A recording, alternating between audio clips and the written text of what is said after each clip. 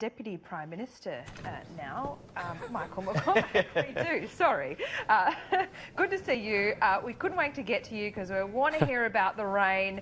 Look, we're trying not to get too excited because we know everywhere didn't get it, but do you have some reports back from your electorate and farther afield?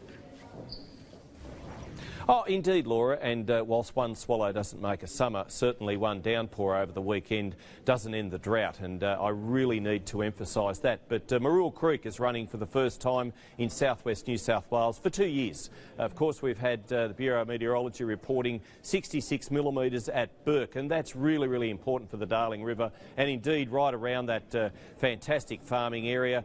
We've got reports of 9.5 millimetres or thereabouts at Blackhall in Queensland. So the rain has been patchy, it's been sketchy, but it has come. And for some farmers this means just settling the dust. For others it means topping up their dams. But it just puts people in a better spirit, so a better frame of mind. So, you know, it's been very welcomed, but of course we need a lot more rain. And we need it to be far more widespread, and we need it for weeks, indeed, if not months.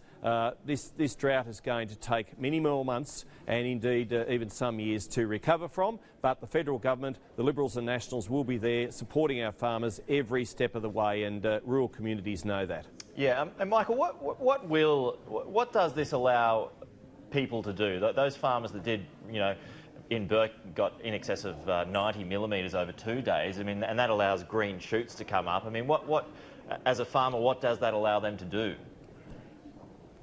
Well, indeed, you're totally right. It enables that a bit of a green sheen across the ground, a bit of a green pick, and we all know that fodder is so important. I drove from Cookadinia into central Victoria just last week, and there were some hay bales, but unfortunately those hay bales are the crops that they were hoping were going to flourish. They haven't. They've cut them to hay, they've cut them to silage, and the fact is we know that fodder is so important to keep the breeding stock going. What it also does, it does provide for some adjustment opportunities for farmers. So in areas where they've got a bit of rain, they'll get a bit of feed, they'll have a bit of hay available, so they can indeed look to have some adjustment opportunities for those areas which didn't receive rain, or indeed where it's very dry, and they can perhaps move their stock to those areas. So the federal government is looking at what we can do to support those farmers, to